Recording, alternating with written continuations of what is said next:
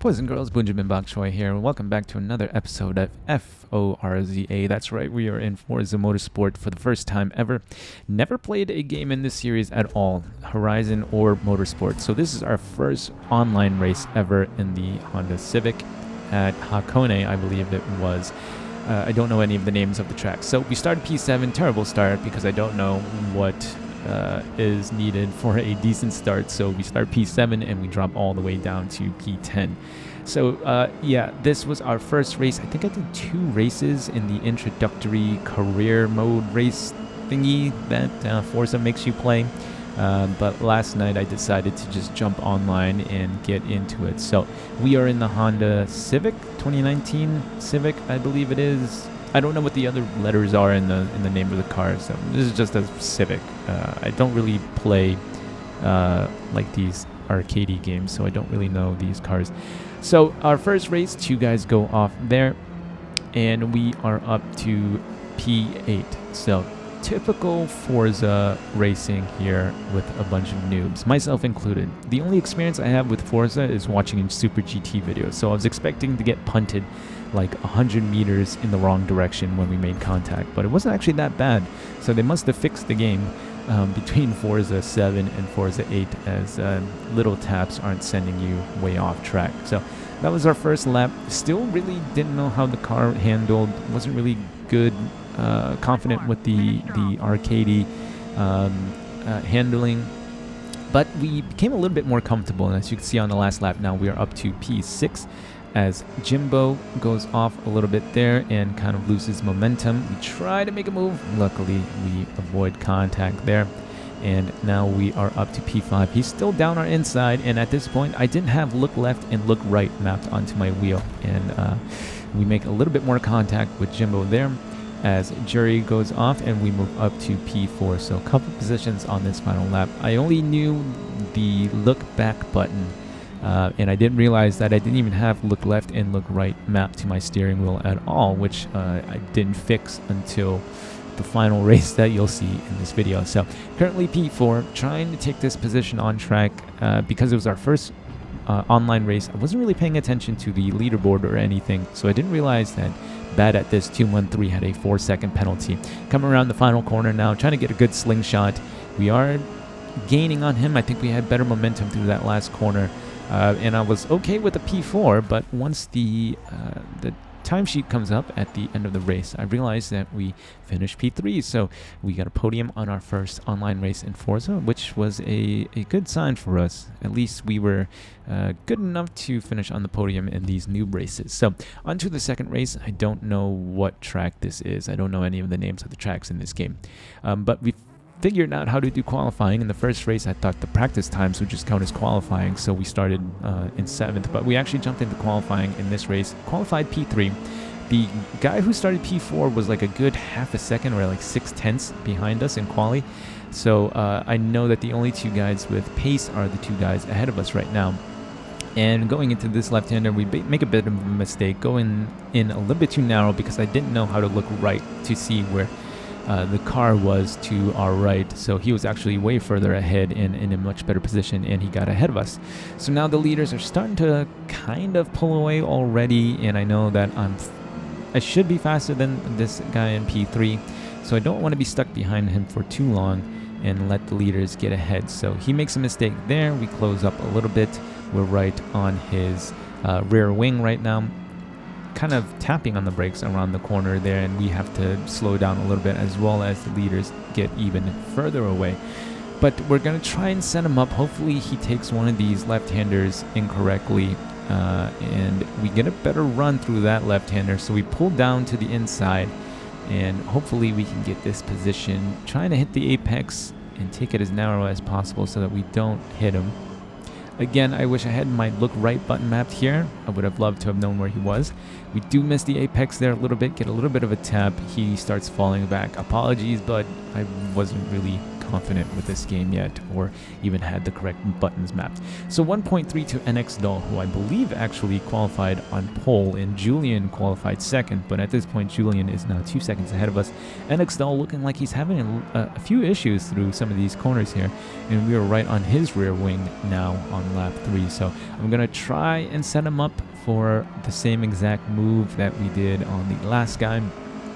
And it looks like we're a little bit more confident in the car at this moment than he is. Again, he has to tap the brakes quite a few times to get proper rotation around that left-hander. And now we come into the same exact corner. Can we get a better slingshot than he does? He goes off track a little bit, hits the grass, kind of loses momentum for him.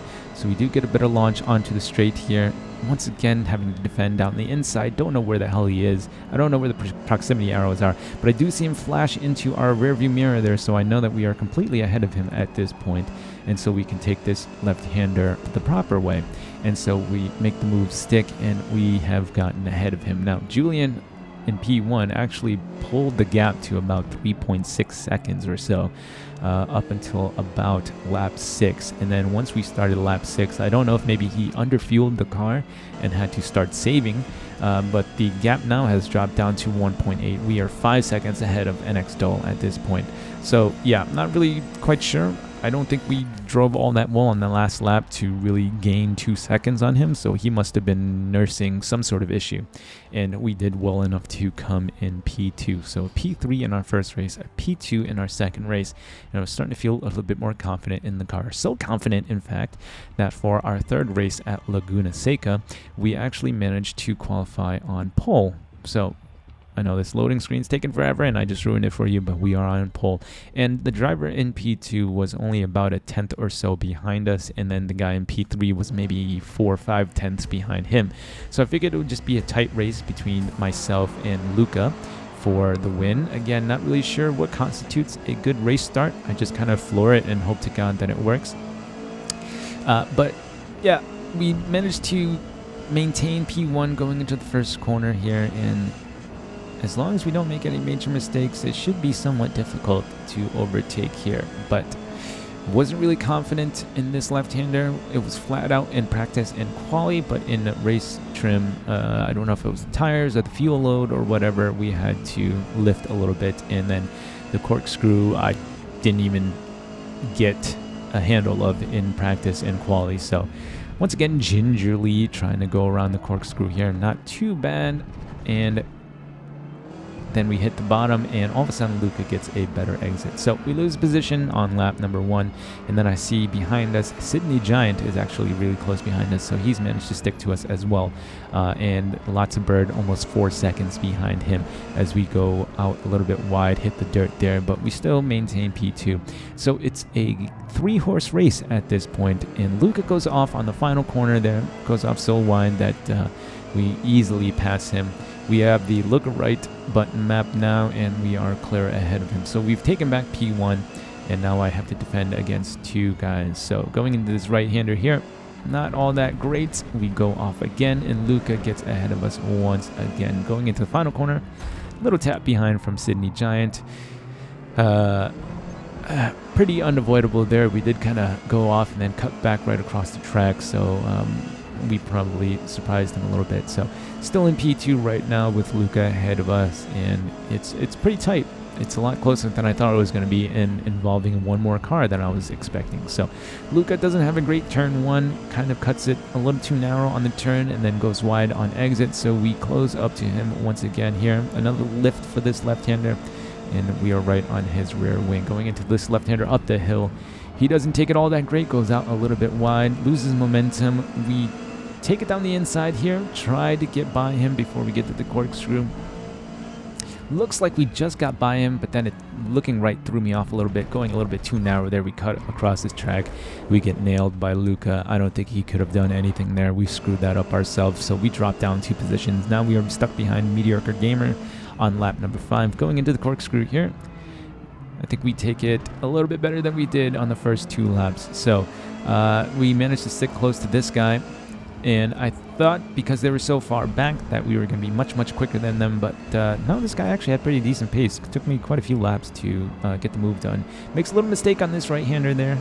Hits the dirt on the inside, and then going into the final corner, this really threw a lot of people off for some reason.